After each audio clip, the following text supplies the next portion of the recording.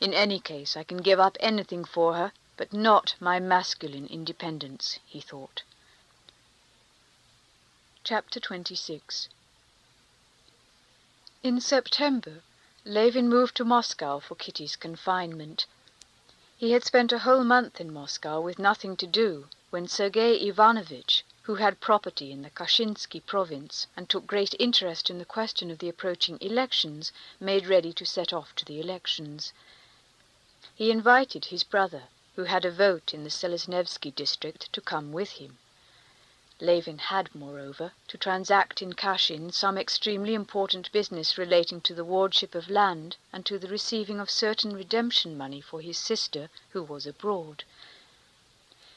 Levin still hesitated, but Kitty, who saw that he was bored in Moscow and urged him to go, on her own authority ordered him the proper nobleman's uniform, costing £7, and that £7 paid for the uniform was the chief cause that finally decided Levin to go.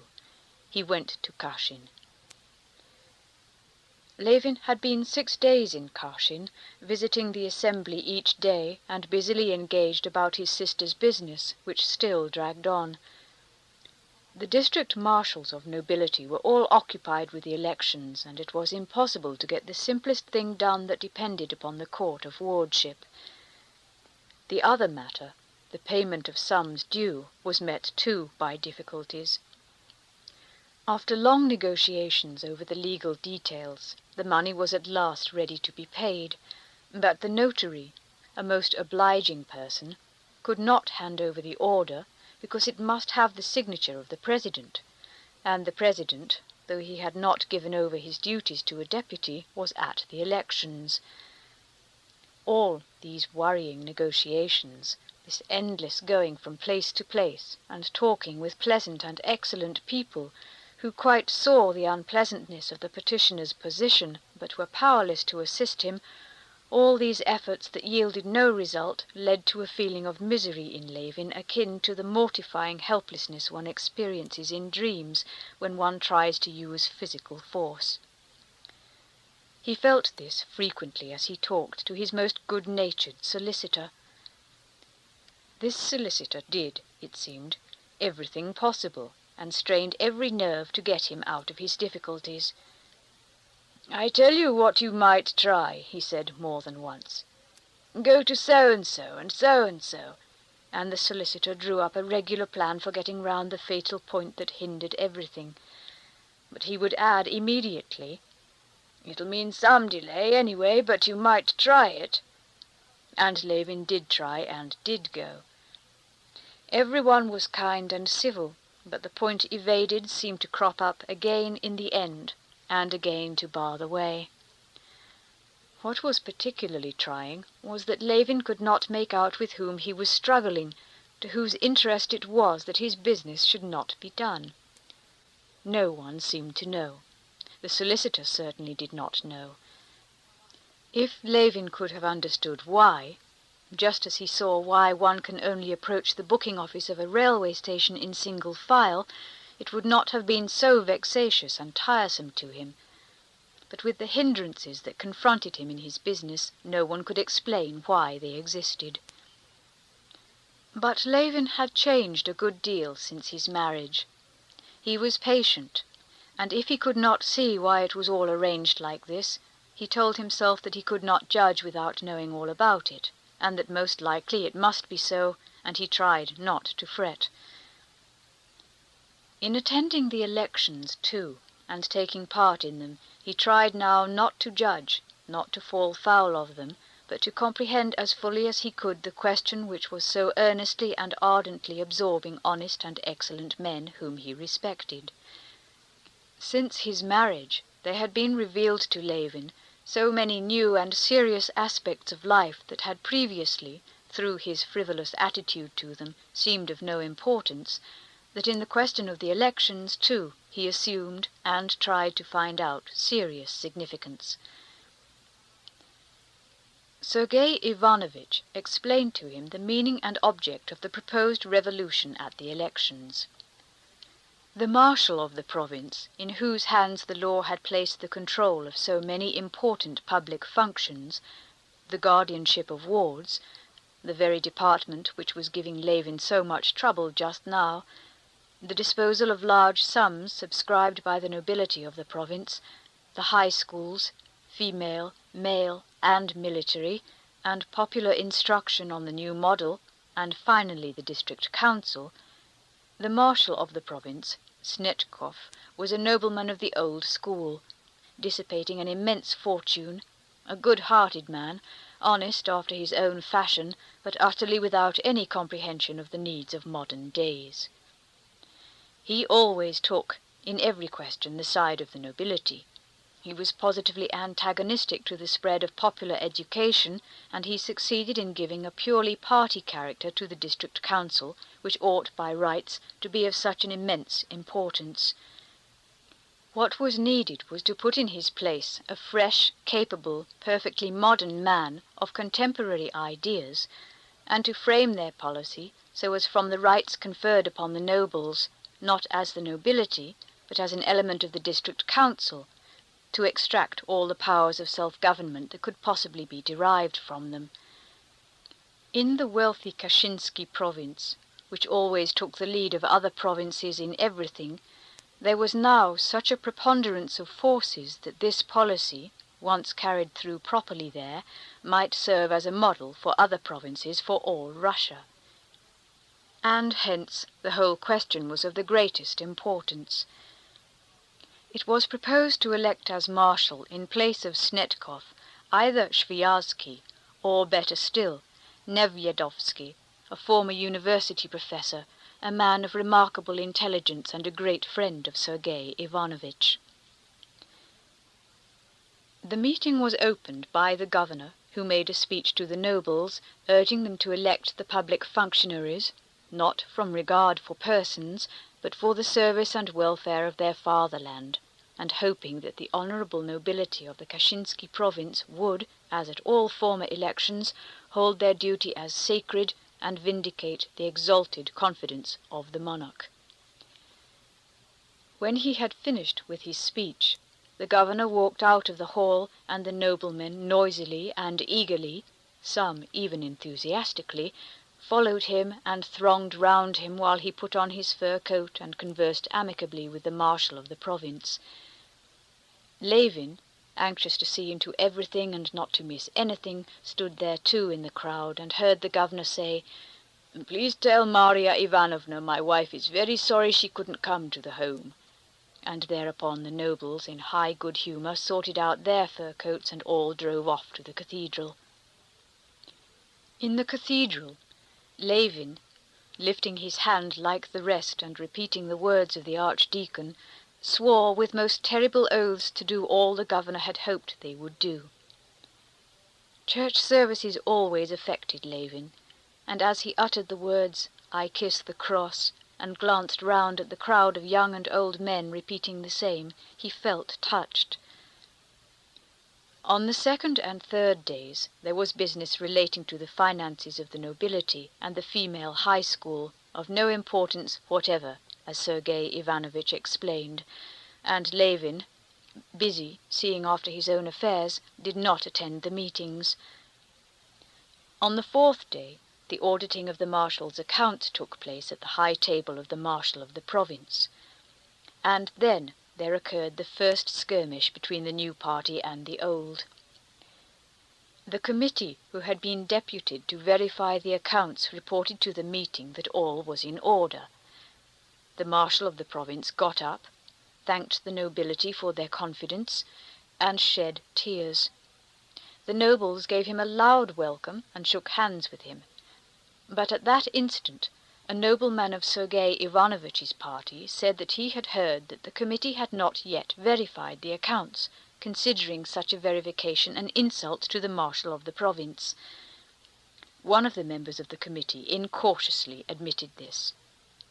Then a small gentleman, very young-looking but very malignant, began to say that it would probably be agreeable to the marshal of the province to give an account of his expenditures of the public moneys, and that the misplaced delicacy of the members of the committee was depriving him of this moral satisfaction. Then the members of the committee tried to withdraw their admission, and Sergei Ivanovitch began to prove that they must logically admit either that they had verified the accounts or that they had not, and he developed this dilemma in detail. Sergei Ivanovitch was answered by the spokesman of the opposite party. Then Sviazhsky spoke, and then the malignant gentleman again. The discussion lasted a long time and ended in nothing. Levin was surprised that they should dispute upon this subject so long, especially as, when he asked Sergei Ivanovitch whether he supposed that money had been misappropriated, Sergei Ivanovitch answered, "Oh, no, he's an honest man, but these old-fashioned methods of paternal family arrangements in the management of provincial affairs must be broken down." On the 5th day came the elections of the district marshals. It was rather a stormy day in several districts. In the Selesnevsky district, Sviazhsky was elected unanimously without a ballot, and he gave a dinner that evening. Chapter 27. The 6th day was fixed for the election of the marshal of the province. The rooms, large and small, were full of noblemen in all sorts of uniforms. Many had come only for that day. Men who had not seen each other for years, some from the Crimea, some from Petersburg, some from abroad, met in the rooms of the Hall of Nobility. There was much discussion around the governor's table under the portrait of the Tsar. The nobles, both in the larger and the smaller rooms, grouped themselves in camps, and from their hostile and suspicious glances, from the silence that fell upon them when outsiders approached a group, and from the way that some, whispering together, retreated to the farther corridor, it was evident that each side had secrets from the other. In appearance, the noblemen were sharply divided into two classes, the old and the new. The old were for the most part either in old uniforms of the nobility, buttoned up closely, with spurs and hats, or in their own special naval, cavalry, infantry, or official uniforms. The uniforms of the older men were embroidered in the old-fashioned way with epaulettes on their shoulders. They were unmistakably tight and short in the waist, as though their wearers had grown out of them. The younger men wore the uniform of the nobility with long waists and broad shoulders, unbuttoned over white waistcoats, or uniforms with black collars and with the embroidered badges of justices of the peace. To the younger men belonged the court uniforms that here and there brightened up the crowd. But the division into young and old did not correspond with the division of parties. Some of the young men, as Levin observed, belonged to the old party, and some of the very oldest noblemen, on the contrary, were whispering with Sviazhsky, and were evidently ardent partisans of the new party. Levin stood in the smaller room, where they were smoking and taking light refreshments, close to his own friends, and listening to what they were saying, he conscientiously exerted all his intelligence trying to understand what was said. Sergei Ivanovitch was the centre round which the others grouped themselves. He was listening at that moment to Sviazhsky and Hliustov, the marshal of another district, who belonged to their party. Hliustov would not agree to go with his district to ask Snitkov to stand, while Sviazhsky was persuading him to do so, and Sergei Ivanovitch was approving of the plan. Levin could not make out why the opposition was to ask the marshal to stand whom they wanted to supersede. Stefan Arkadyevitch, who had just been drinking and taking some lunch, came up to them in his uniform of a gentleman of the bedchamber, wiping his lips with a perfumed handkerchief of bordered batiste. "We are placing our forces," he said, pulling out his whiskers. "Sergei Ivanovitch." And listening to the conversation, he supported Sviazhsky's contention. "One district's enough, and Sviazhsky's obviously of the opposition," he said, words evidently intelligible to all except Levin. "Why, Kostya, you here too? I suppose you're converted, eh?" he added, turning to Levin and drawing his arm through his. Levin would have been glad indeed to be converted, but could not make out what the point was, and retreating a few steps from the speakers, he explained to Stepan Arkadyevitch his inability to understand why the marshal of the province should be asked to stand. "Oh, sancta simplicitas," said Stepan Arkadyevitch, and briefly and clearly he explained it to Levin. If, as at previous elections, all the districts asked the marshal of the province to stand, then he would be elected without a ballot. That must not be. Now 8 districts had agreed to call upon him. If 2 refused to do so, Snetkov might decline to stand at all, and then the old party might choose another of their party, which would throw them completely out in their reckoning. But if only 1 district, Sviazhsky's, did not call upon him to stand, Snetkov would let himself be balloted for. They were even, some of them, going to vote for him, and purposely to let him get a good many votes, so that the enemy might be thrown off the scent, and when a candidate of the other side was put up, they too might give him some votes. Levin understood to some extent, but not fully, and would have put a few more questions when suddenly everyone began talking and making a noise, and they moved towards the big room. "What is it? Eh? Whom?" "No guarantee. Whose? What?" "They won't pass him?" "No guarantee." "They won't let Flerov in?" "Eh? Because of the charge against him?" "Why, at this rate they won't admit anyone. It's a swindle." "The law!" Levin heard exclamations on all sides, and he moved into the big room together with the others, all hurrying somewhere and afraid of missing something. Squeezed by the crowding noblemen, he drew near the high table where the marshal of the province, Sviazhsky, and the other leaders were hotly disputing about something. Chapter 28. Levin was standing rather far off. A nobleman, breathing heavily and hoarsely at his side, and another whose thick boots were creaking, prevented him from hearing distinctly. He could only hear the soft voice of the marshal faintly, then the shrill voice of the malignant gentleman, and then the voice of Sviazhsky. They were disputing, as far as he could make out, as to the interpretation to be put on the act and the exact meaning of the words, liable to be called up for trial. The crowd parted to make way for Sergei Ivanovitch approaching the table. Sergei Ivanovitch, waiting till the malignant gentleman had finished speaking, said that he thought the best solution would be to refer to the act itself and ask the secretary to find the act. The act said that in case of difference of opinion there must be a ballot. Sergei Ivanovitch read the act and began to explain its meaning, but at that point a tall, stout, round-shouldered landowner with dyed whiskers, in a tight uniform that cut the back of his neck, interrupted him. He went up to the table, and striking it with his finger ring, he shouted loudly, "A ballot! Put it to the vote! No need for more talking!" And then several voices began to talk all at once, and the tall nobleman with the ring, getting more and more exasperated, shouted more and more loudly. But it was impossible to make out what he said.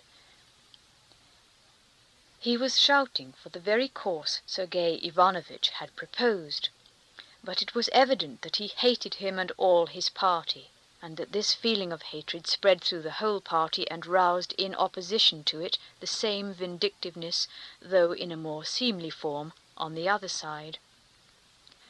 Shouts were raised, and for a moment all was confusion, so that the marshal of the province had to call for order. "A ballot! A ballot! Every nobleman sees it. We shed our blood for our country. The confidence of the monarch. No checking the accounts of the marshal. He's not a cashier. But that's not the point. Votes, please! Beastly!"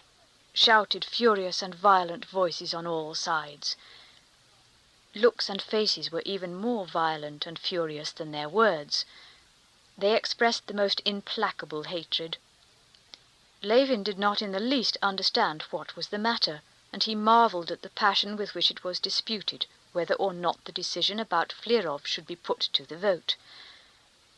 He forgot as Sergei Ivanovitch explained to him afterwards, this syllogism, that it was necessary for the public good to get rid of the marshal of the province, that to get rid of the marshal it was necessary to have a majority of votes, that to get a majority of votes it was necessary to secure Flirov's right to vote, and that to secure the recognition of Flirov's right to vote they must decide on the interpretation to be put on the act.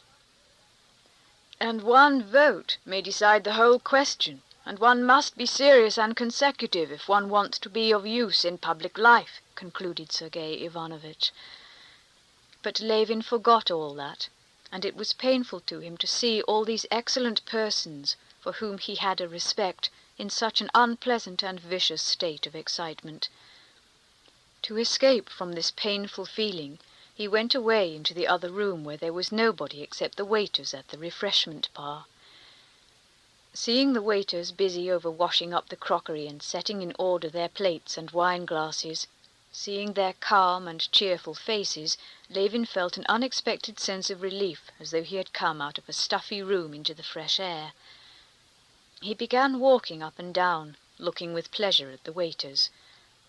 He particularly liked the way one grey-whiskered waiter, who showed his scorn for the other younger ones and was jeered at by them, was teaching them how to fold up napkins properly. Levin was just about to enter into conversation with the old waiter, when the secretary of the court of wardship, the little old man whose speciality it was to know all the noblemen of the province by name and patronymic, drew him away. "Please come, Konstantin Dmitrievitch," he said. "Your brother's looking for you. They are voting on the legal point." Levin walked into the room, received a white ball, and followed his brother, Sergei Ivanovitch, to the table where Sviazhsky was standing with a significant and ironical face, holding his beard in his fist and sniffing at it. Sergei Ivanovitch put his hand into the box, put the ball somewhere, and making room for Levin, stopped. Levin advanced, but utterly forgetting what he was to do, and much embarrassed, he turned to Sergei Ivanovitch with the question, "Where am I to put it?" He asked this softly, at a moment when there was talking going on near, so that he had hoped his question would not be overheard. But the person speaking paused, and his improper question was overheard. Sergei Ivanovitch frowned. "That is a matter for each man's own decision," he said severely. Several people smiled. Levin crimsoned, hurriedly thrust his hand under the cloth and put the ball to the right as it was in his right hand. Having put it in, he recollected that he ought to have thrust his left hand too, and so he thrust it in, though too late, and still more overcome with confusion, he beat a hasty retreat into the background. 126 for admission, 98 against, sang out the voice of the secretary, who could not pronounce the letter R. Then there was a laugh. A button and 2 nuts were found in the box. The nobleman was allowed the right to vote, and the new party had conquered. But the old party did not consider themselves conquered. Levin heard that they were asking Snetkov to stand, and he saw that a crowd of noblemen was surrounding the marshal, who was saying something. Levin went nearer. In reply, Snetkov spoke of the trust the noblemen of the province had placed in him, the affection they had shown him, which he did not deserve, as his only merit had been his attachment to the nobility, to whom he had devoted 12 years of service. Several times he repeated the words, "I have served to the best of my powers with truth and good faith. I value your goodness and thank you." And suddenly he stopped short from the tears that choked him and went out of the room. Whether these tears came from a sense of the injustice being done him, from his love for the nobility, or from the strain of the position he was placed in, feeling himself surrounded by enemies, his emotion infected the assembly. The majority were touched, and Levin felt a tenderness for Snetkov. In the doorway, the marshal of the province jostled against Levin. "Beg pardon, excuse me, please. he said as to a stranger, but recognizing Levin, he smiled timidly. It seemed to Levin that he would have liked to say something, but could not speak for emotion. His face and his whole figure in his uniform, with the crosses and white trousers striped with braid, as he moved hurriedly along, reminded Levin of some hunted beast who sees that he is in evil case. This expression in the marshal's face was particularly touching to Levin, because only the day before he had been at his house about his trustee business and had seen him in all his grandeur, a kind-hearted, fatherly man. The big house, with the old family furniture, the rather dirty, far from stylish, but respectful footmen, unmistakably old house serfs who had stuck to their master, the stout, good-natured wife in a cap with lace and a Turkish shawl, petting her pretty grandchild, her daughter's daughter, the young son, a sixth-form high school boy, coming home from school and greeting his father, kissing his big hand, the genuine, cordial words and gestures of the old man. All this had the day before roused an instinctive feeling of respect and sympathy in Levin. This old man was a touching and pathetic figure to Levin now, and he longed to say something pleasant to him. "So you're sure to be our marshal again," he said. "It's not likely," said the marshal, looking round with a scared expression. "I'm worn out, I'm old. If there are men younger and more deserving than I, let them serve." And the marshal disappeared through a side door. The most solemn moment was at hand. They were to proceed immediately to the election. The leaders of both parties were reckoning white and black on their fingers. The discussion upon Flirov had given the new party not only Flirov's vote, but had also gained time for them, so that they could send to fetch 3 noblemen who had been rendered unable to take part in the elections by the wiles of the other party. 2 noble gentlemen, who had a weakness for strong drink, had been made drunk by the partisans of Snetkov, and a 3rd had been robbed of his uniform.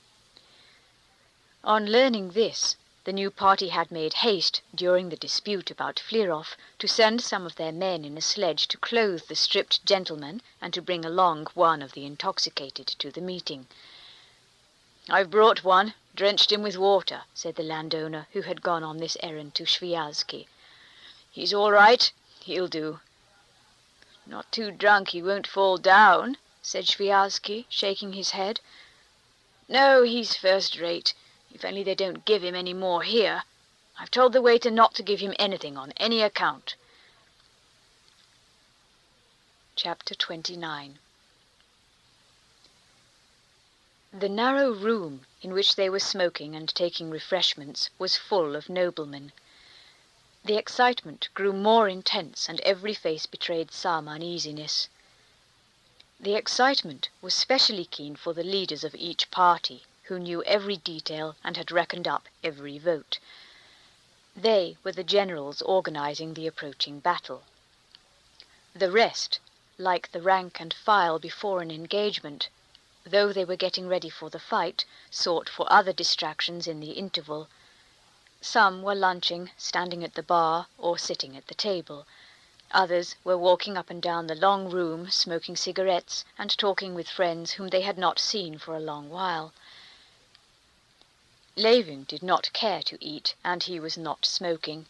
He did not want to join his own friends, that is, Sergei Ivanovitch, Stefan Arkadyevitch, Sviazhsky, and the rest, because Vronsky, in his equerry's uniform, was standing with them in eager conversation. Levin had seen him already at the meeting on the previous day, and he had studiously avoided him, not caring to greet him. He went to the window and sat down, scanning the groups and listening to what was being said around him. He felt depressed, especially because everyone else was, as he saw, eager, anxious, and interested, and he alone, with an old, toothless little man with mumbling lips, wearing a naval uniform, sitting beside him, had no interest in it and nothing to do. "He's such a blackguard. I have told him so, but it makes no difference. Only think of it. He couldn't collect it in 3 years, he heard vigorously uttered by a round-shouldered, short country gentleman who had pomaded hair hanging on his embroidered collar, and new boots, obviously put on for the occasion, with heels that tapped energetically as he spoke. Casting a displeased glance at Levin, this gentleman sharply turned his back. "Yes, it's a dirty business, there's no denying," a small gentleman assented in a high voice. Next, a whole crowd of country gentlemen, surrounding a stout general, hurriedly came near Levin. These persons were unmistakably seeking a place where they could talk without being overheard. "How dare he say I had his breeches stolen? Pawned them for drink, I expect. Damn the fellow, prince indeed. He'd better not say it, the beast." "But excuse me, they take their stand on the act," was being said in another group. "The wife must be registered as noble." "Oh, damn your act. I speak from my heart. We're all gentlemen, aren't we? Above suspicion." "Shall we go on, your Excellency? Fin champagne?" Another group was following a nobleman who was shouting something in a loud voice. It was one of the 3 intoxicated gentlemen. "I always advised Marya Semyonovna to let for a fair rent, for she can never save a profit," he heard a pleasant voice say. The speaker was a country gentleman with grey whiskers, wearing the regimental uniform of an old general staff officer. It was the very landowner Levin had met at Sviazhsky's. He knew him at once. The landowner, too, stared at Levin, and they exchanged greetings. "Very glad to see you, to be sure. I remember you very well. Last year at our district marshal, Nikolai Ivanovitch's." "Well, and how is your land doing?" asked Levin. "Oh, still just the same. Always at a loss," the landowner answered with a resigned smile, but with an expression of serenity and conviction that so it must be. "And how do you come to be in our province?" he asked. "Come to take part in our coup d'etat?" he said, confidently pronouncing the French words with a bad accent. "All Russia's here. Gentlemen of the bedchamber, and everything short of the ministry." He pointed to the imposing figure of Stepan Arkadyevitch in white trousers and his court uniform, walking by with the general. "I ought to own that I don't very well understand the drift of the provincial elections," said Levin. The landowner looked at him. "Why, what is there to understand? There's no meaning in it at all. It's a decaying institution that goes on running only by the force of inertia. Just look, the very uniforms tell you that it's an assembly of justices of the peace, permanent members of the court, and so on, but not of noblemen." "Then why do you come?" asked Levin. "From habit, nothing else. Then, too, one must keep up connections. It's a moral obligation of a sort. And then, to tell the truth, there's one's own interests. My son-in-law wants to stand as a permanent member. They're not rich people, and he must be brought forward. These gentlemen now, what do they come for?" he said, pointing to the malignant gentleman who was talking at the high table. "That's the new generation of nobility." "New it may be, but nobility it isn't. They're proprietors of a sort, but we're the landowners. As noblemen, they're cutting their own throats." "But you say it's an institution that served its time." "That may be, but still it ought to be treated a little more respectfully. Snetkov, now. We may be of use or we may not, but we're the growth of 1,000 years. If we're laying out a garden, planning one before the house, you know, and there you've a tree that stood for centuries on the very spot, old and gnarled it may be, and yet you don't cut down the old fellow to make room for the flower beds, but lay out your bed so as to take advantage of the tree. You won't grow him again in a year," he said cautiously, and he immediately changed the conversation. "Well, and how is your land doing?" "Oh, not very well. I make 5%.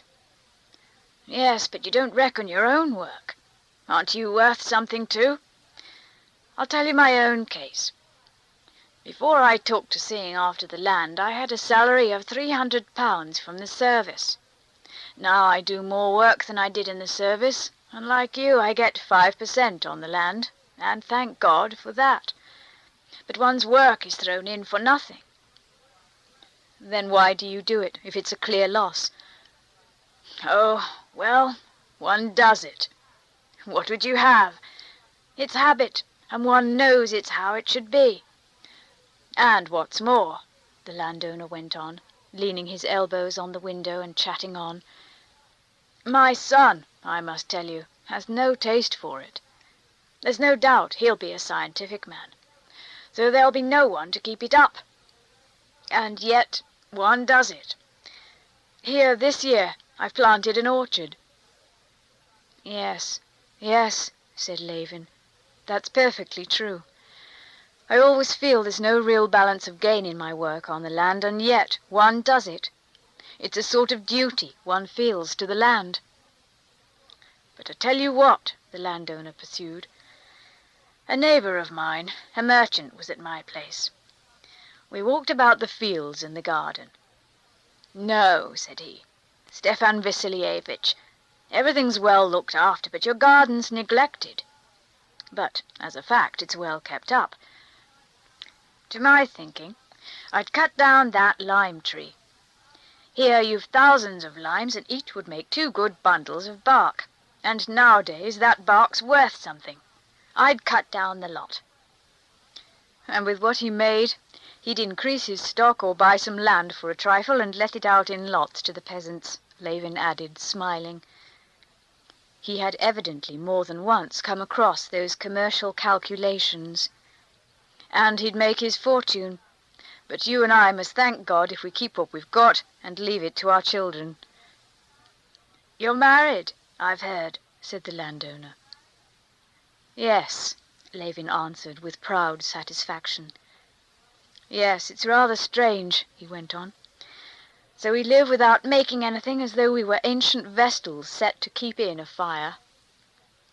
The landowner chuckled under his white moustaches. There are some among us, too, like our friend Nikolai Ivanovitch or Count Vronsky, that settled here lately, who try to carry on their husbandry as though it were a factory. But so far it leads to nothing but making away with capital on it. But why is it we don't do like the merchants? Why don't we cut down our parks for timber? Said Levin, returning to a thought that had struck him. Why, as you said, to keep the fire in. Besides, that's not work for a nobleman. And our work as noblemen isn't done here at the elections, but yonder, each in our own corner.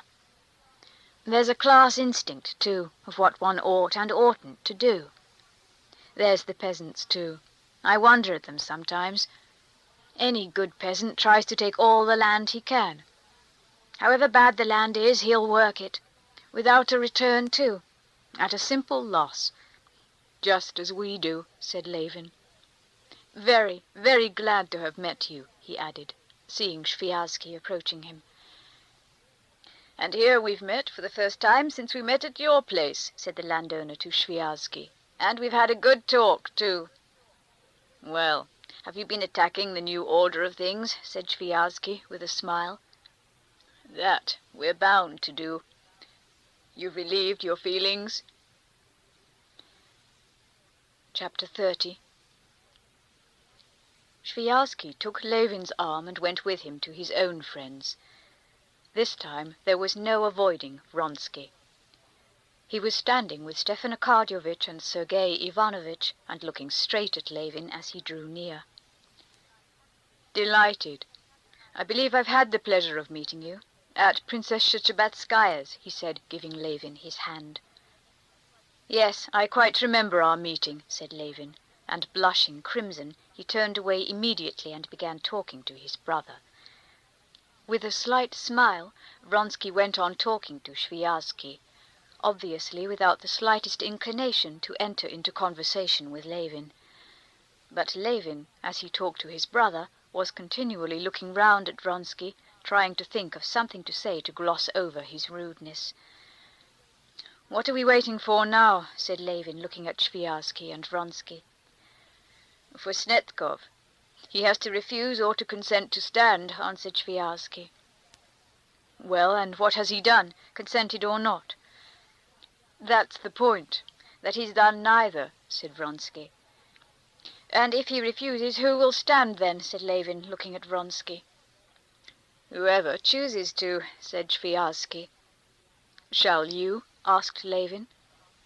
"Certainly not I," said Sviazhsky, looking confused and turning an alarmed glance at the malignant gentleman who was standing beside Sergei Ivanovitch. "Who then? Nevyedovsky?" said Levin, feeling he was putting his foot into it. But this was worse still.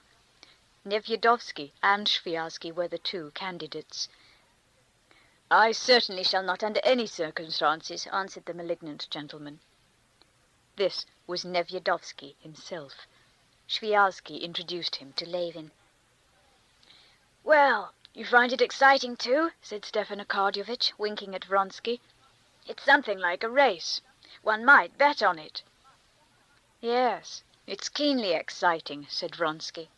"And once taking the thing up, one's eager to see it through. It's a fight," he said, scowling and setting his powerful jaws. "What a capable fellow Sviazhsky is! Sees it all so clearly." "Oh, yes," Vronsky assented indifferently. A silence followed, during which Vronsky, since he had to look at something, looked at Levin, at his feet, at his uniform, then at his face, and noticing his gloomy eyes fixed upon him, he said, in order to say something, "How is it that you, living constantly in the country, are not a justice of the peace? You are not in the uniform of one." "It is because I consider that the justice of the peace is a silly institution," Levin answered gloomily. He had been all the time looking for an opportunity to enter into conversation with Vronsky so as to smooth over his rudeness of their first meeting. "I don't think so. Quite the contrary," Vronsky said with quiet surprise. "It's a plaything," Levin cut him short. "We don't want justices of the peace. I've never had a single thing to do with them during 8 years, and what I have had was decided wrongly by them. The justice of the peace is over 30 miles from me. For some matter of 2 rubles I should have to send a lawyer who cost me 15. And he then related how a peasant had stolen some flour from the miller, and when the miller told him of it, had lodged a complaint for slander. All this was utterly uncalled for and stupid, and Levin felt it himself as he said it. "Oh, this is such an original fellow," said Stepan Arkadyevitch, with his most soothing almond-oil smile. "But come along, I think they're voting." And they separated. "I can't understand," said Sergei Ivanovitch, who had observed his brother's clumsiness. "I can't understand how anyone can be so absolutely devoid of political tact. That's where we Russians are so deficient. The Marshal of the province is our opponent, and with him your ami cochon, and you beg him to stand. Count Vronsky now, I'm not making a friend of him. He's asked me to dinner, and I'm not going. But he's one of our side. Why make an enemy of him? Then you ask Nevyedovsky if he's going to stand. That's not a thing to do. Oh, I don't understand it at all. And it's all such nonsense," Levin answered gloomily. "You say it's all such nonsense, but as soon as you have anything to do with it, you make a muddle." Levin did not answer, and they walked together into the big room.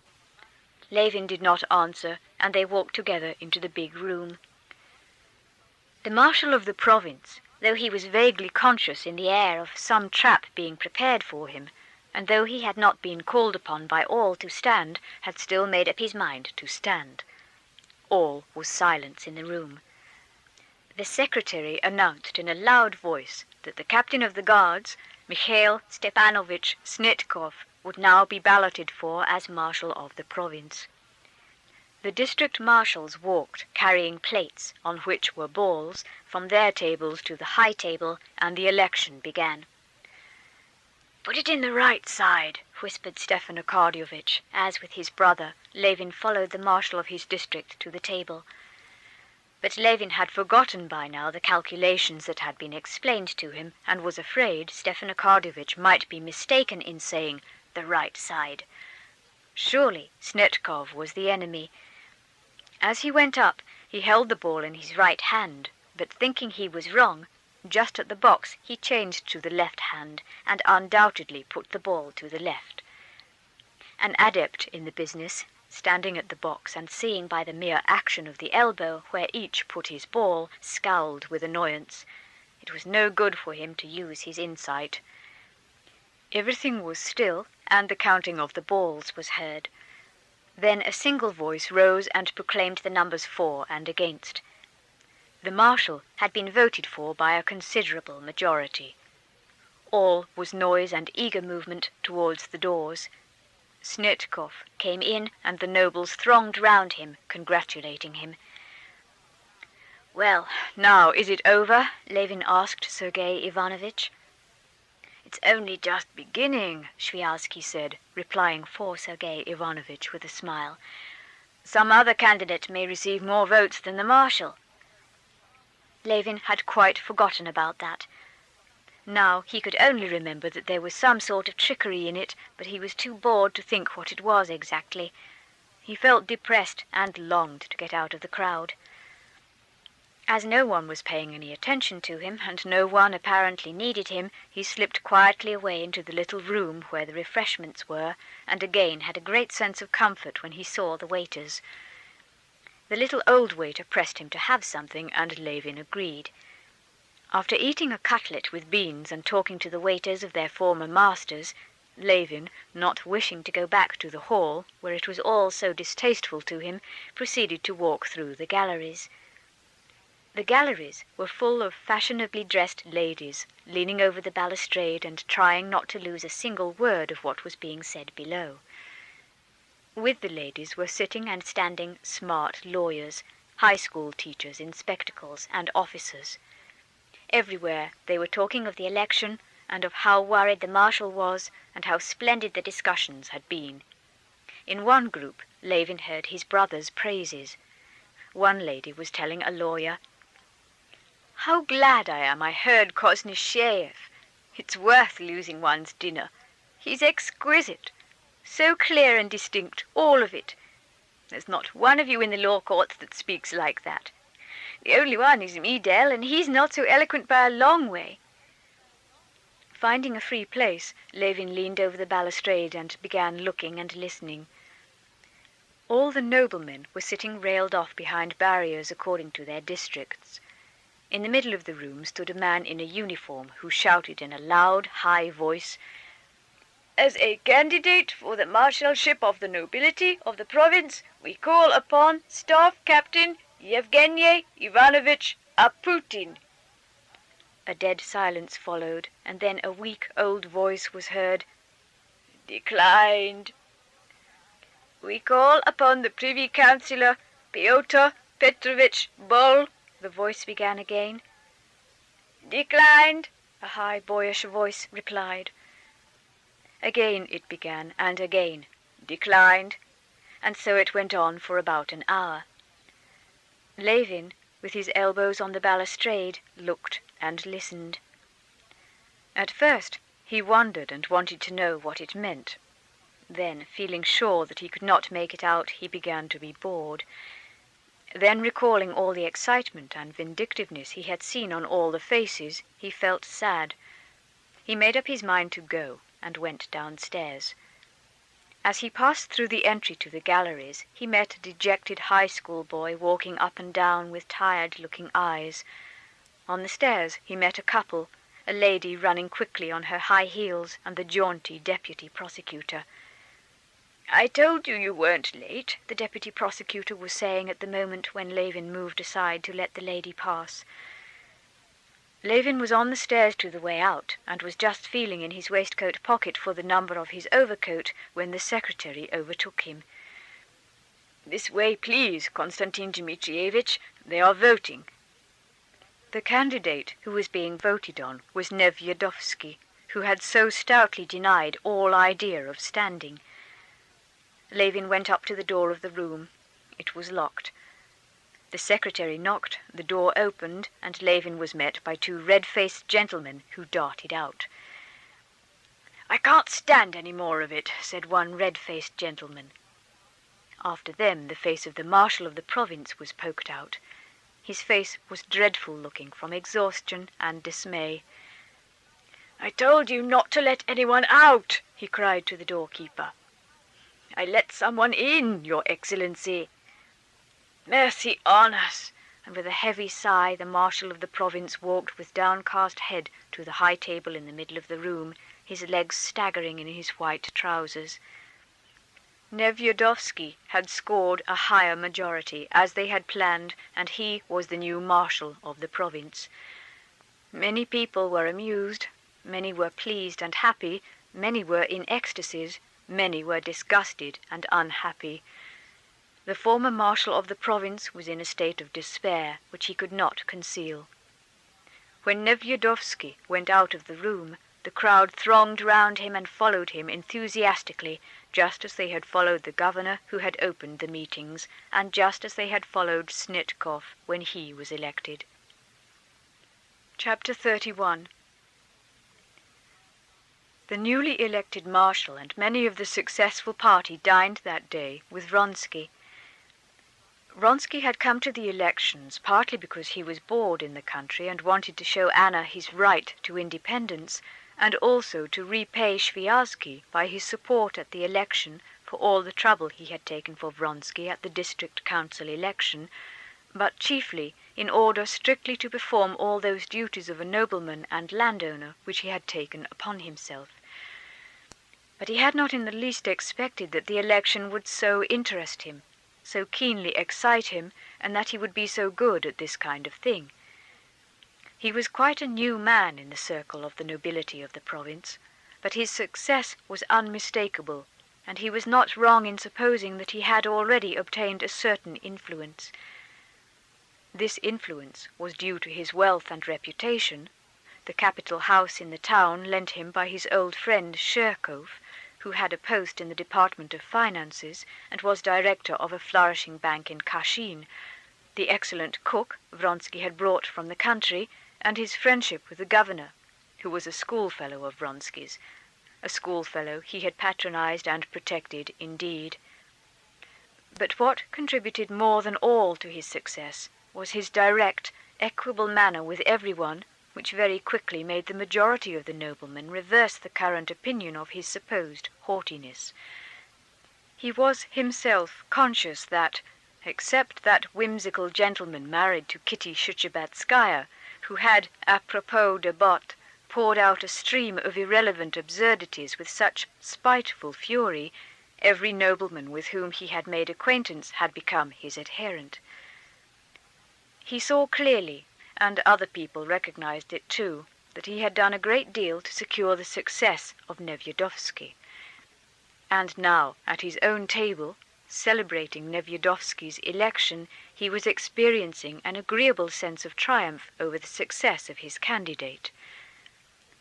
The election itself had so fascinated him that, if he could succeed in getting married during the next 3 years, he began to think of standing himself, much as after winning a race ridden by a jockey he had longed to ride a race himself.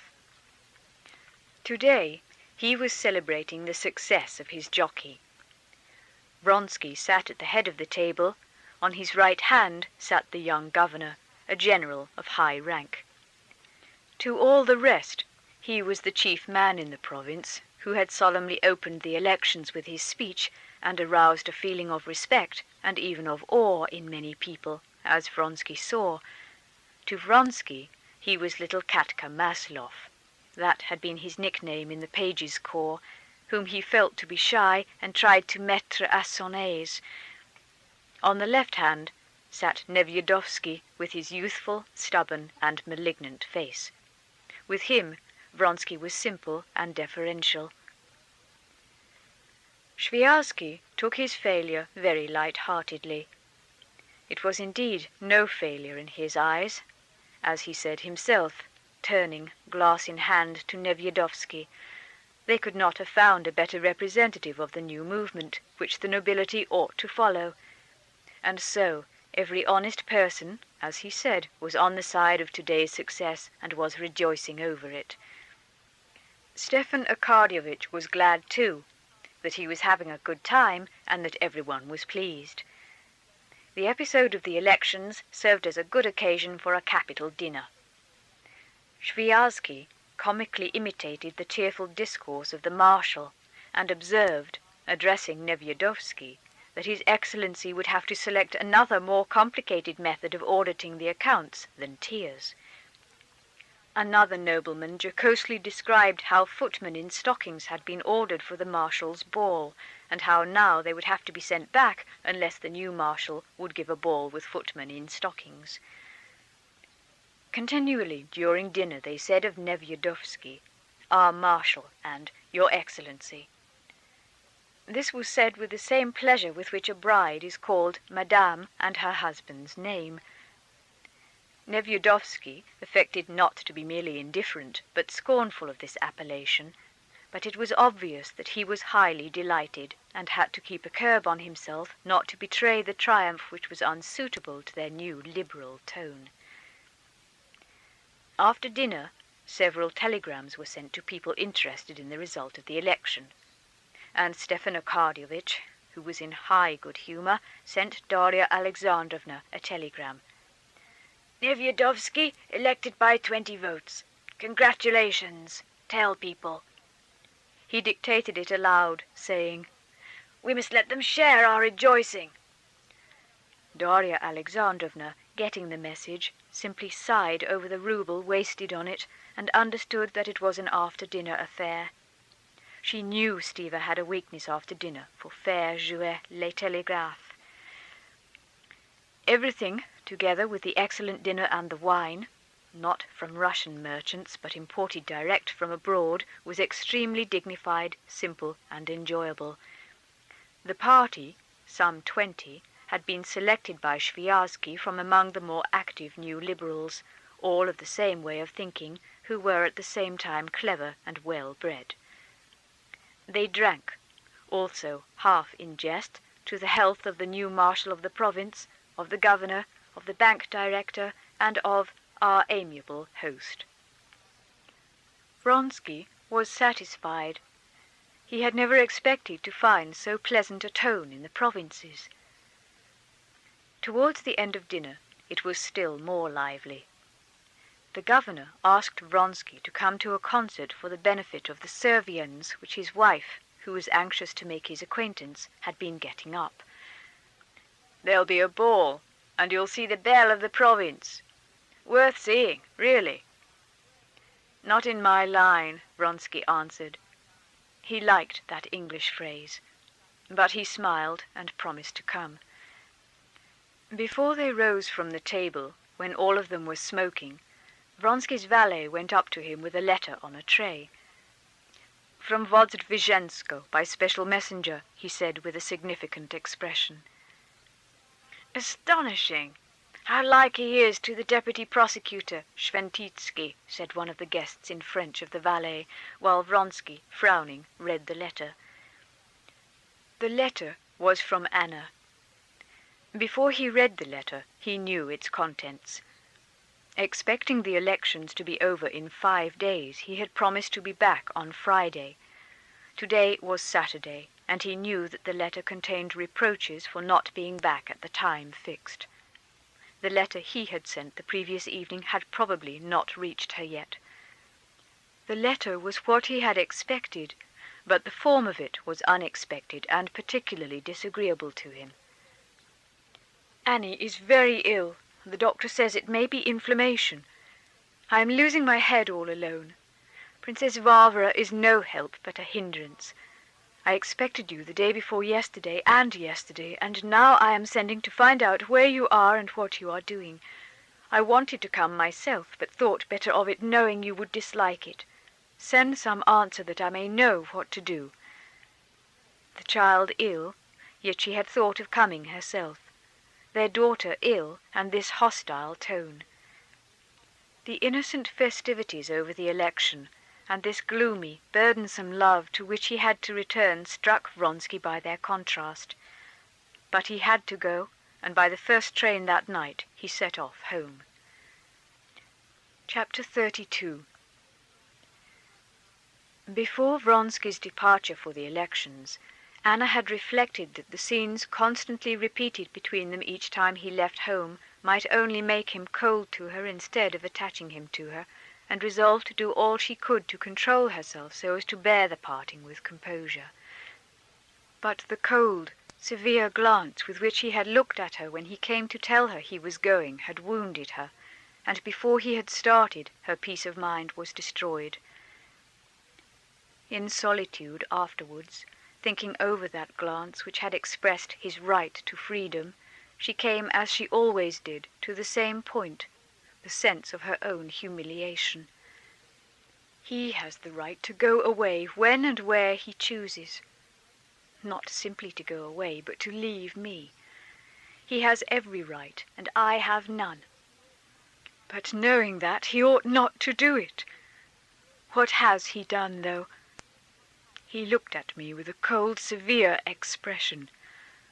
Of course, that is something indefinable, impalpable, but it has never been so before, and that glance means a great deal, she thought. That glance shows the beginning of indifference.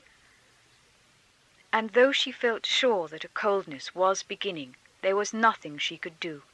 She could not in any way alter her relations to him. Just as before, only by love and by charm could she keep him. And so, just as before, only by occupation in the day, by morphine at night, could she stifle the fearful thought of what would be if he ceased to love her. It is true there was still one means, not to keep him, for that she wanted nothing more than his love, but to be nearer to him, to be in such a position that he would not leave her. That means was divorce and marriage. And she began to long for that, and made up her mind to agree to it the first time he or Stiva approached her on the subject. Absorbed in such thoughts, she passed 5 days without him, the 5 days that he was to be at the elections. Walks, conversation with Princess Varvara, visits to the hospital, and most of all, reading of one book after another filled up her time. But on the 6th day, when the coachman came back without him, she felt that now she was utterly incapable of stifling the thought of him and of what he was doing there. Just at that time her little girl was taken ill. Anna began to look after her, but even that did not distract her mind, especially as the illness was not serious.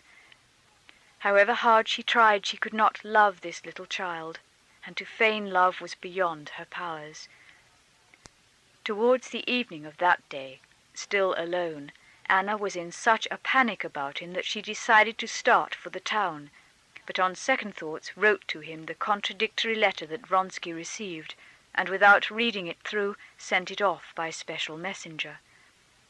The next morning she received his letter and regretted her own.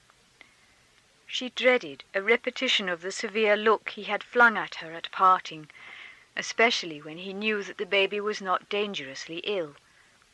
But still she was glad she had written to him.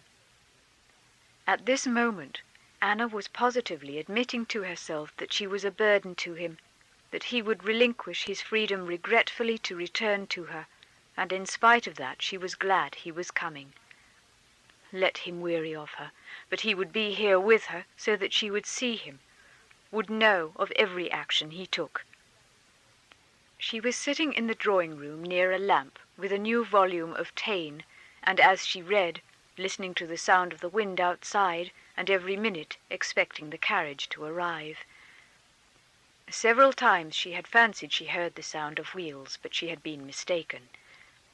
At last she heard not the sound of wheels, but the coachman's shout and the dull rumble in the covered entry.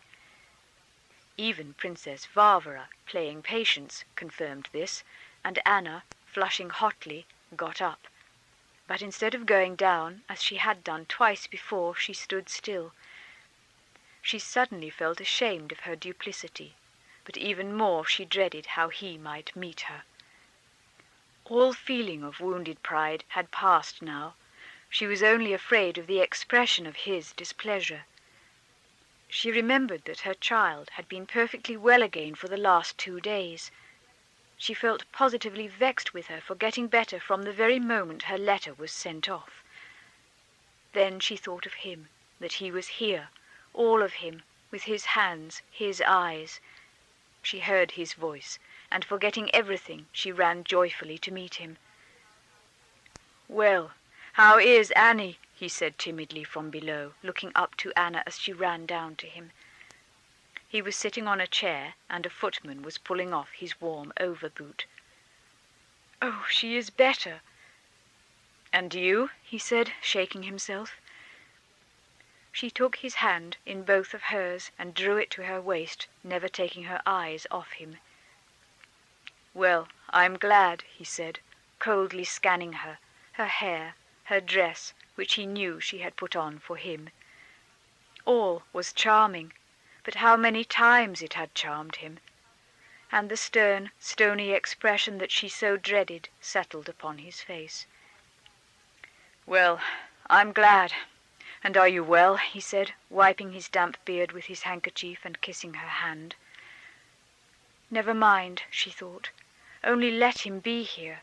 So long as he's here, he dare not cease to love me. The evening was spent happily and gaily in the presence of Princess Varvara, who complained to him that Anna had been taking morphine in his absence.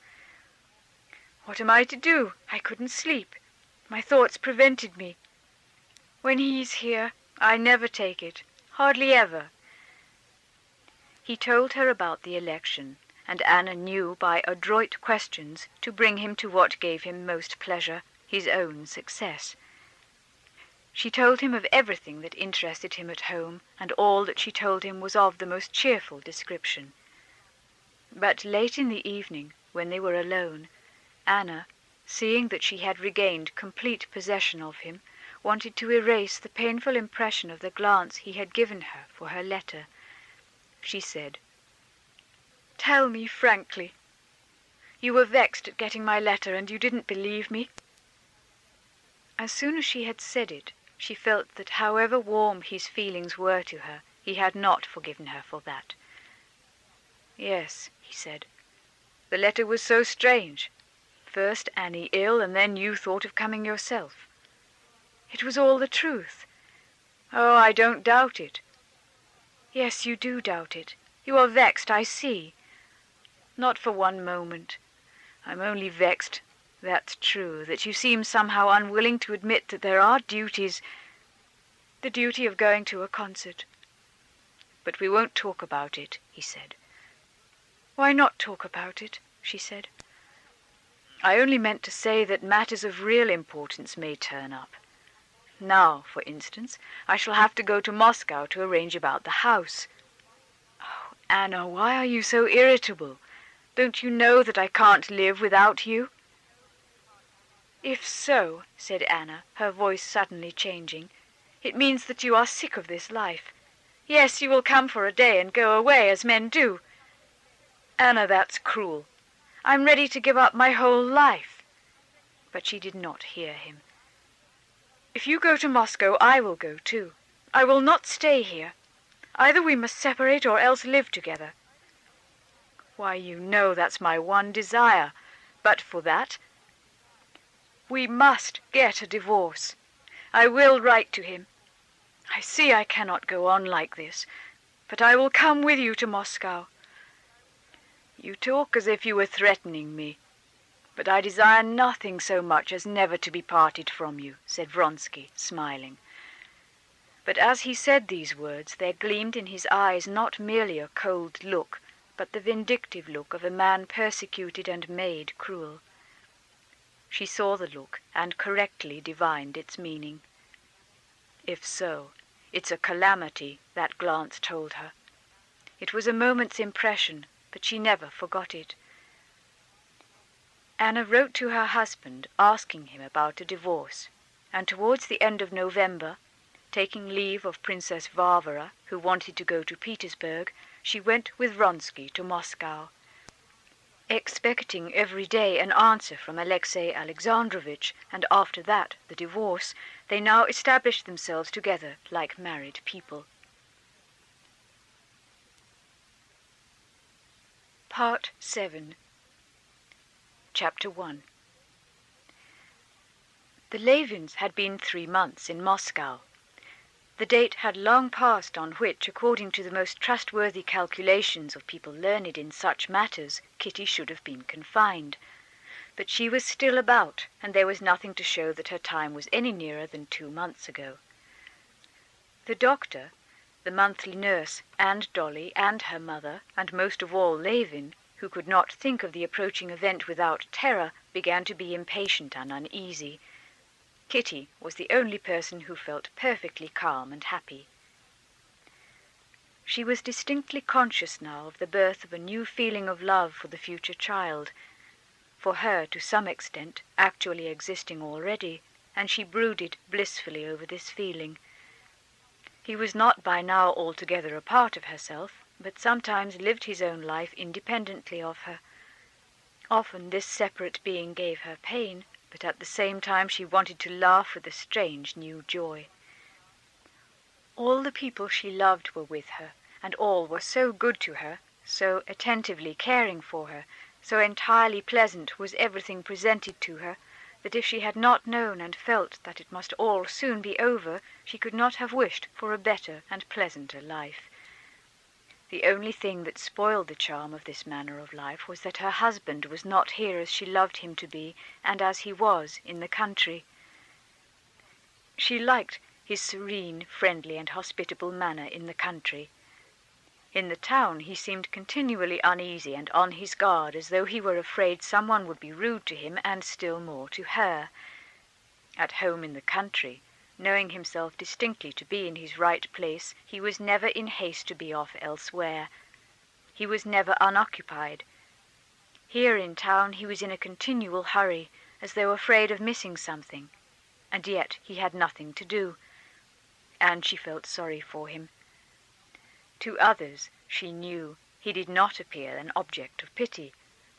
On the contrary, when Kitty looked at him in society, as one sometimes looks at those one loves, trying to see him as if he were a stranger, so as to catch the impression he must make on others, she saw with a panic even of jealous fear that he was far indeed from being a pitiable figure, and that he was very attractive with his fine breeding, his rather old-fashioned, reserved courtesy with women, his powerful figure, and striking, as she thought, and expressive face. But she saw him not from without, but from within.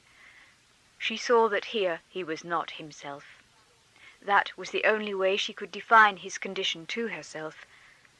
Sometimes she inwardly reproached him for his inability to live in the town.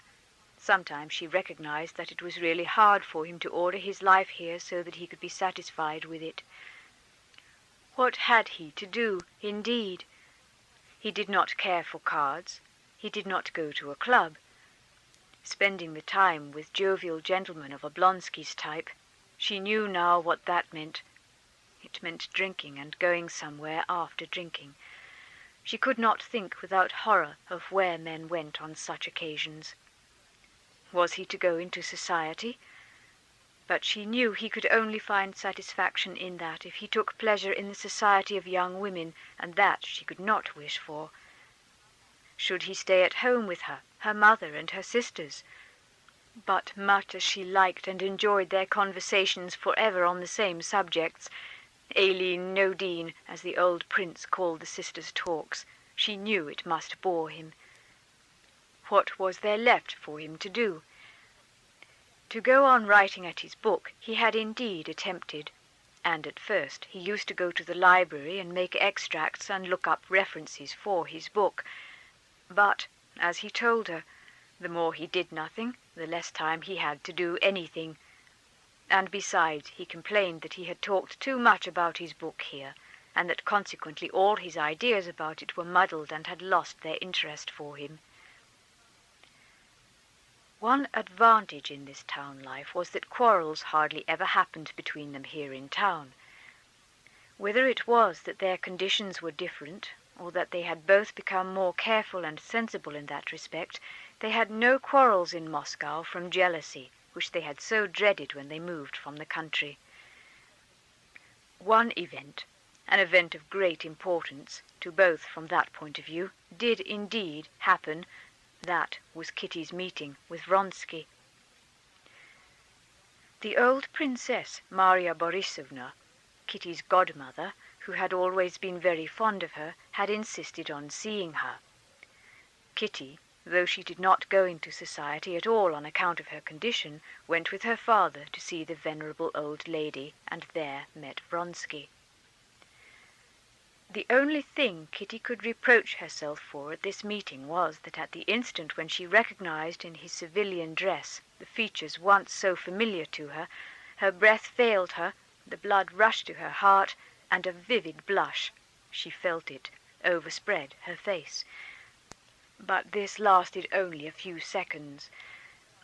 Before her father, who purposely began talking in a loud voice to Vronsky, had finished, she was perfectly ready to look at Vronsky, to speak to him, if necessary, exactly as she spoke to Princess Maria Borisovna, and, more than that, to do so in such a way that everything to the faintest intonation and smile would have been approved by her husband, whose unseen presence she seemed to feel about her at that instant. She said a few words to him, even smiled serenely at his joke about the elections, which she called our Parliament. She had to smile to show she saw the joke.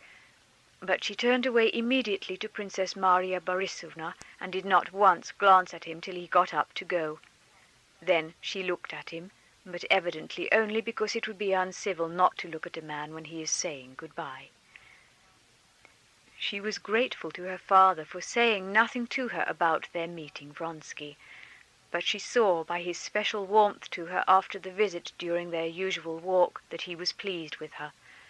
She was pleased with herself. She had not expected she would have had the power, while keeping somewhere in the bottom of her heart all the memories of her old feeling for Vronsky, not only to seem, but to be perfectly indifferent and composed with him. Levin flushed a great deal more than she when she told him she had met Vronsky at Princess Maria Borisovna's. It was very hard for her to tell him this, but still harder to go on speaking of the details of the meeting, as he did not question her, but simply gazed at her with a frown. "I'm very sorry you weren't there," she said. "Not that you weren't in the room. I couldn't have been so natural in your presence. I'm blushing now much more. Much more," she said, blushing till the tears came into her eyes. "But that you couldn't see through a crack." The truthful eyes told Levin that she was satisfied with herself, and in spite of her blushing he was quickly reassured and began questioning her, which was all she wanted. When he had heard everything, even to the detail that for the first second she could not help flushing, but that afterwards she was just as direct and as much at her ease as with any chance acquaintance, Levin was quite happy again and said he was glad of it, and would not now behave as stupidly as he had done at the elections, but would try the first time he met Vronsky to be as friendly as possible. "It's so wretched to feel that there's a man, almost an enemy, whom it's painful to meet," said Levin. "I'm very, very glad." Chapter 2. "Do please go then and call on the Bowles," Kitty said to her husband when he came in to see her at 11 o'clock before going out. "I know you're dining at the club. Papa put down your name. But what are you going to do in the morning?" "I'm only going to Katavasov," answered Levin. "Why so early?" "He promised to introduce me to Metrov. I wanted to talk to him about my work. He's a distinguished scientific man from Petersburg," said Levin. "Yes, wasn't it his article you were praising so?" "Well, and after that?" said Kitty. "I shall go to the court, perhaps, about my sister's business." "And the concert?" she queried. "I shan't go there all alone." No? Oh, do go. There are going to be some new things. That interested you so. I should certainly go. Well, anyway, I shall come home before dinner, he said, looking at his watch. Put on your frock coat so that you can go straight to call on Countess Bola. But is it absolutely necessary? Oh, absolutely. He has been to see us. Come, what is it? You go in, sit down, talk for 5 minutes of the weather, get up and go away. Oh, you wouldn't believe it. I've got so out of the way of all this that it makes me feel positively ashamed. It's such a horrible thing to do. A complete outsider walks in, sits down, stays on with nothing to do, wastes their time and worries himself and walks away. Kitty laughed. Why, I supposed you used to pay calls before you were married, didn't you? Yes, I did, but I always felt ashamed, and now I'm so out of the way of it that, by Jove, I'd sooner go 2 days running without my dinner than pay this call. One's so ashamed. I feel all the while that they're annoyed and that they're saying, "What has he come for?" No, they won't. I'll answer for that, said Kitty, looking into his face with a laugh. She took his hand. Well, good-bye. Do go, please. He was just going out after kissing his wife's hand when she stopped him. Kostya, do you know I've only 50 rubles left? Oh, all right, I'll go to the bank and get some. How much? He said, with the expression of dissatisfaction she knew so well. No, wait a minute. She held his hand. Let's talk about it. It worries me. I seem to spend nothing unnecessary, but money seems to fly away simply. We don't manage well somehow. Oh, it's all right, he said with a little cough, looking at her from under his brows. That cough she knew well. It was a sign of intense dissatisfaction, not with her, but with himself. He certainly was displeased not at so much money being spent, but at being reminded of what he, knowing something was unsatisfactory, wanted to forget. I have told Sokolov to sell the wheat and to borrow an advance on the mill. We shall have money enough in any case. Yes, but I'm afraid that altogether... Oh, it's all right, he repeated. Well, goodbye, darling. No, I'm really sorry sometimes that I listen to Mamma. How nice it would have been in the country. As it is, I'm worrying you all and we're wasting our money. Not at all, not at all. Not since I've been married have I said that things could have been better than they are. Truly, she said, looking into his eyes. He had said it without thinking, simply to console her. But when he glanced at her and saw those sweet, truthful eyes fastened questioningly on him, he repeated it with his whole heart. I was positively forgetting her, he thought, and he remembered what was before them, so soon to come. Will it be soon? How do you feel? He whispered, taking her 2 hands. I have so often thought so that now I don't think about it or know anything about it. And you're not frightened? She smiled contemptuously. Not the least little bit, she said. Well, if anything happens, I shall be at Katavarsov's. No, nothing will happen, and don't think about it. I'm going for a walk on the boulevard with Papa. We're going to see Dolly. I shall expect you before dinner. Oh, yes. Do you know that Dolly's position is becoming utterly impossible? She's in debt all round. She hasn't a penny. We were talking yesterday with Mamma and Arseny. This was her sister's husband, Lvov.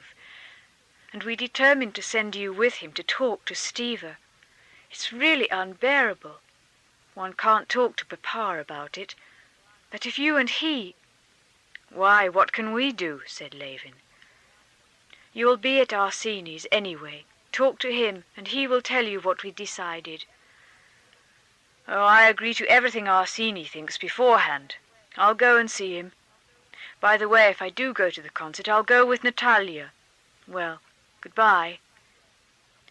On the steps, Levin was stopped by his old servant, Kuzma, who had been with him before his marriage and now looked after their household in town.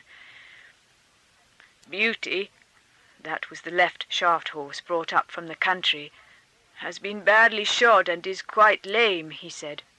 "What does your honor wish to be done?" During the first part of their stay in Moscow, Levin had used his own horses brought up from the country. He had tried to arrange this part of their expenses in the best and cheapest way possible, but it appeared that their own horses came dearer than hired horses, and they still hired too.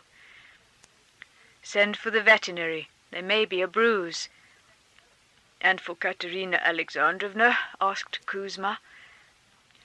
Levin was not by now struck as he had been at first by the fact that to get from one end of Moscow to the other he had to have 2 powerful horses put into a heavy carriage, to take the carriage 3 miles through the snowy slush, and to keep it standing there 4 hours, paying 5 roubles every time.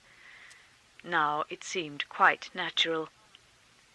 "Hire a pair for our carriage from the job-master," said he. "Yes, sir." And so, simply and easily, thanks to the facilities of town life, Levin settled a question which, in the country, would have called for so much personal trouble and exertion. And going out onto the steps, he called a sledge, sat down, and drove to Nikitsky. On the way he thought no more of money, but mused on the introduction that awaited him to the Petersburg savant, a writer on sociology, and what he would say to him about his book. Only during the first days of his stay in Moscow Levin had been struck by the expenditure, strange to one living in the country, unproductive but inevitable, that was expected of him on every side. But by now he had grown used to it. That had happened to him in this matter which is said to happen to drunkards. The first glass sticks in the throat, the second flies down like a hawk, but after the third they're like tiny little birds. When Levin had changed his first 100-rouble note to pay for liveries for his footman and hall porter, he could not help reflecting that these liveries were of no use to anyone, but they were indubitably necessary, to judge by the amazement of the princess and Kitty when he suggested that they might do without liveries, that these liveries would cost the wages of 2 labourers for the summer, that is, would pay for about 300 working days from Easter to Ash Wednesday, and each day of hard work from early morning to late evening, and that 100-rouble note did stick in his throat. But the next note, changed to pay for providing a dinner for their relations, that cost 28 roubles, though it did excite in Levin the reflection that 28 roubles meant 9 measures of oats, which men would with groans and sweat have reaped and bound and thrashed and winnowed and sifted and sown, this next one he parted with more easily. And now the notes he changed no longer aroused such reflections, and they flew off like little birds. Whether the labour devoted to obtaining the money corresponded to the pleasure given by what was bought with it was a consideration he had long ago dismissed.